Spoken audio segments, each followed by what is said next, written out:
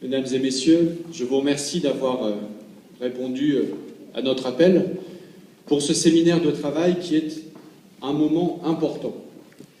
C'est un moment important de notre stratégie pour gagner la paix au Mali. Vous savez que l'équation de la France, c'est pas de développement sans sécurité, pas de sécurité sans développement.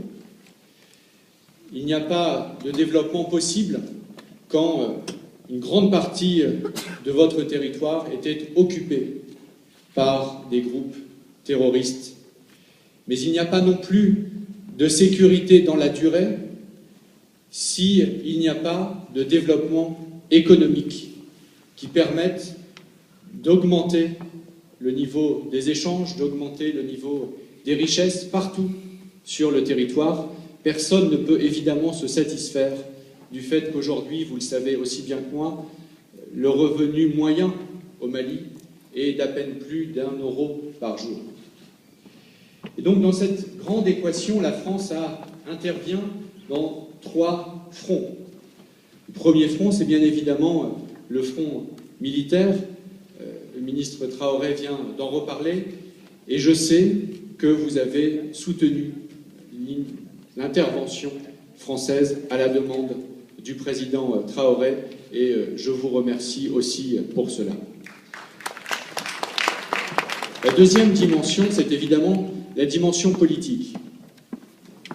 Celle-ci vous appartient en priorité. Ce n'est pas à la France de décider quoi que ce soit dans ce domaine. Nous pouvons être au mieux des facilitateurs, des accompagnateurs d'un processus, mais c'est aux responsables maliens, c'est au peuple malien, dans son unité et dans sa diversité, de prendre ses responsabilités, de trouver les compromis qui vous permettront de trouver le chemin de l'avenir.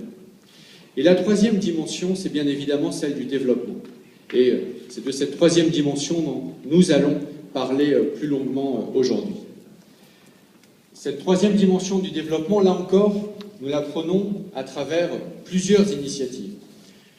La première initiative, c'est par définition de reprendre notre aide publique bilatérale au développement. Aide qui avait été suspendue, comme l'ensemble de l'aide européenne, suite aux événements de 2012.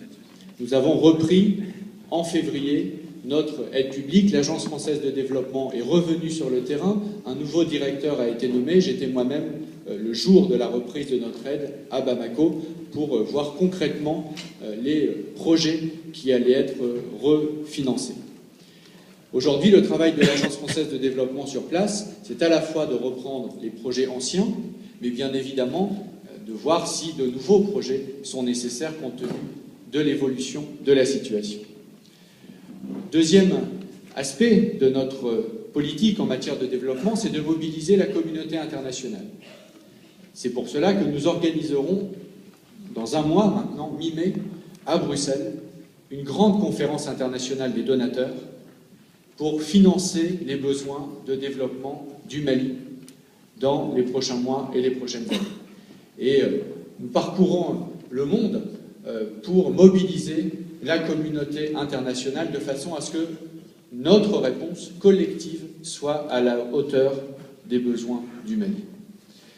La troisième dimension, c'est de travailler avec les collectivités locales. Dominique Voynet a bien expliqué, à travers l'exemple de ce qui se fait ici à Montreuil, la richesse, l'impact de ce travail de terrain établi, réalisé par les coopérations décentralisées. Vous le savez, il y a près d'une collectivité sur 5 ou sur 4 au Mali qui a un partenariat, une coopération décentralisée avec plus d'une centaine de collectivités en France. Et donc c'est pour ça qu'à Lyon, il y a quelques semaines, le 19 mars, nous avons réuni cette centaine de collectivités françaises pour travailler à la reprise de notre aide aussi à travers ce canal des collectivités locales. Et nous travaillons avec l'ensemble des bailleurs, partenaires financiers, la Banque mondiale, l'Union européenne et bien d'autres, à ce qu'une partie plus importante de notre aide publique passe par les collectivités locales, car ça nous semble un gage d'efficacité, de bonne utilisation de l'aide au service des populations, par exemple pour reprendre les services publics fondamentaux en matière d'éducation, en matière de santé. Ce travail-là, nous le faisons en bonne intelligence avec le gouvernement malien, et nous sommes mis d'accord avec l'ensemble de la communauté internationale et à l'initiative du gouvernement malien sur une liste de priorités pour faire ce que j'appelle gagner les 6 mois. Gagner les 6 mois, c'est faire en sorte que la rentrée scolaire en octobre se passe correctement, que les 800 000 enfants qui ont